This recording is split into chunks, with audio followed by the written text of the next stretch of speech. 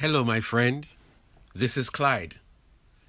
Your choice now determines your future.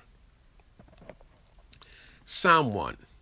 Blessed is the one who does not walk in step with the wicked, or stand in the way that sinners take, or sit in the company of mockers, but whose delight is in the law of the Lord, and who meditates on his law day and night. That person is like a tree planted by streams of water, which yields its fruit in season, and whose leaf does not wither. Whatever they do prospers. Not so the wicked. They are like chaff that the wind blows away. Therefore, the wicked will not stand in the judgment, nor sinners in the assembly of the righteous. For the Lord watches over the way of the righteous, but the way of the wicked leads to destruction. Who do you hang out with? Or who or what has the greatest influence on your life? What are your favorite things to do? What do you identify as? These are just some questions that we sometimes consider, as well as at other times we don't. Many people, they take a somewhat serious inventory of their lives around the end of the year, or when their birthday is coming around, or if they meet old friends and hear of their meteoric rise to success. Whatever the occasion, whenever you do that, we each need to engage in self-evaluation as often as we can. Today we're looking at a text that is directed at you, the individual. We don't know who wrote the text, but the content is very deliberate. The writer presents two pictures of a life, of a person. But in his presentation of this person, who could well be you or me, the writer identifies the effect of people and things on your life and leaves you to decide which course you want to take. Bear in mind that there are only two outcomes: the individual who prospers or the individual who perishes. So now, come with me, let us take a closer look. The first brand of influence has to do with people, the people you hang out with. He calls them wicked, sinners, mockers. Strong language. In other words, this writer is saying, you show me your company and I will tell you who you are and where you're heading.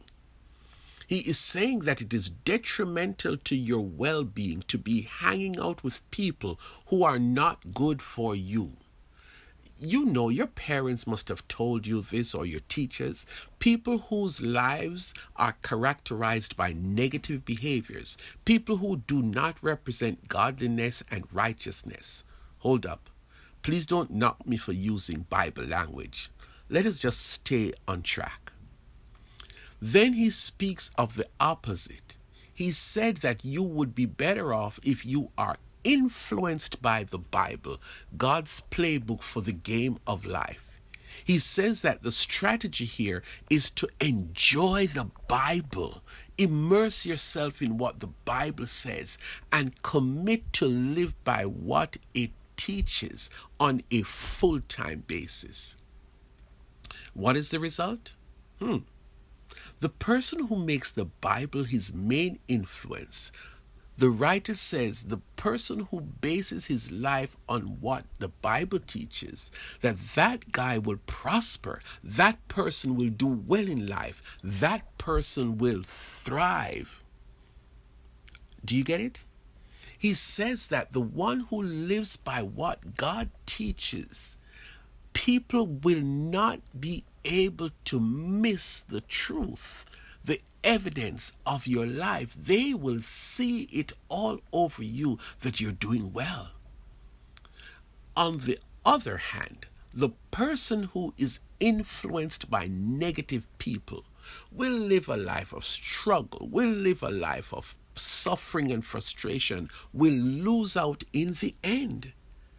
It's a grim picture, but in other words, over time, he says that you are destined to go down, down, down if you allow wicked sinners and mockers and all those kinds of people to pour into your life. He says if you identify with that crowd or live by their standards, your end is not going to be good. The writer does not tell you what to do or which choice to make. He knows you're smart enough to understand what the text is saying. He leaves it up to you to make the right choice. Making that choice is not always easy, but the writer says before you make the choice, look down the road and ask yourself the question, how do I want to finish? I am sure you want to finish strong and in a good position. So now, I have a strong feeling that you have some decision to make. You have a choice to make. Could I just give you a hint? Choose to live by the Bible. Choose to live by what God teaches. It might not be popular, my friend, but it is the absolutely best choice you could ever make. Choose wisely for your sake.